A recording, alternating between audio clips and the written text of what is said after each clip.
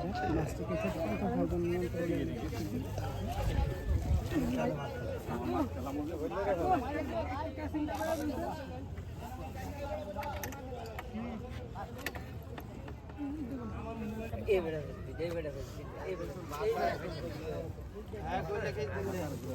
মাছ তো নিচে আছে মনে হয়।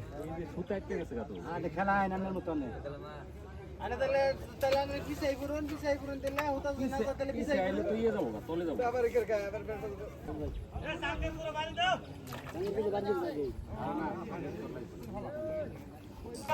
বাউ কিন্তু ওই যে আমার বাউ দোষ আমার